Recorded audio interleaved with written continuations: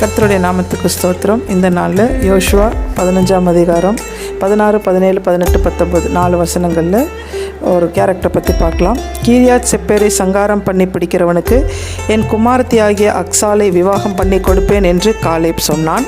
அப்பொழுது காலேபின் சகோதரனாகிய கேனாசின் மகன் ஒத்னியேல் அதை பிடித்தான். ஆகையால் தன் குமாரத்தி அக்சாலை அவனுக்கு விவாகம் பண்ணி கொடுத்தான்.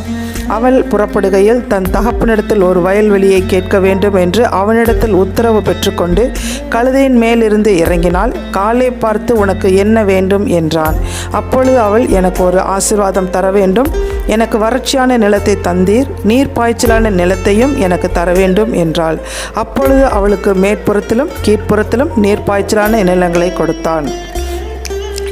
இந்த நாளில் அக்சாலை பற்றி ஒரு மெசேஜ் மாதிரி ஒரு சொல்கிறேன். அக்சால்ன்ற பேருக்கு சிலம்புன்னு அர்த்தம். அக்சால் அவங்க கணவனோட போகும்போது கணவன்கிட்டே உத்தரவு கேட்டுக்கிட்டு, அப்பா பணிவா, அதுக்கு ஒரு மரியாதை, பணிவா கழுதையின் மேலேருந்து கீழே இறங்கி அவங்க அப்பா கேட்குறாரு, உனக்கு என்ன வேணும்னு கேட்குறாரு. அவங்க உடனே எனக்கு ஒரு ஆசீர்வாதம் வேணும், நீர் பாய்ச்சலான நிலம்.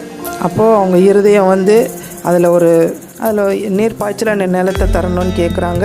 அப்போ அவங்க அப்பா மேற்புறத்துலேயும் கீழ்ப்புறத்துலேயும் நீர் பாய்ச்சலான நிலங்களை கொடுத்தார் அப்படின்னு. அப்படின்னா அவங்க தாழ்த்தி பணிந்து அவங்க அப்பாட்ட கேட்கும்போது இந்த காரியம் நடந்துச்சு. நாம் தேவன்கிட்ட எப்படி கேட்கணும்? இந்த நாளையில் தாழ்த்தி நம்மளுடைய மேட்டுமைகள் எதுவும் இல்லாமல் பணிவோட கர்த்தரிடத்தில் ஜெபிக்கும்போது, ஆவிக்குரிய காரியங்களை மாத்திரம் ஜெபிக்கும்போது, அவருக்கு பிரியமான காரியமாக நம்ம ஜெபிக்கும்போது கர்த்தர் நமக்கு ஆவிக்குரிய பூமிக்குரிய காரியங்களை சேர்த்து கொடுக்க வல்லமையுள்ளவராக இருக்கிறார். வானத்து பணியினாலும் பூமியின் கொழுமையினாலும் நம்ம அவரை நிரப்ப வல்லமையாக இருக்கார்.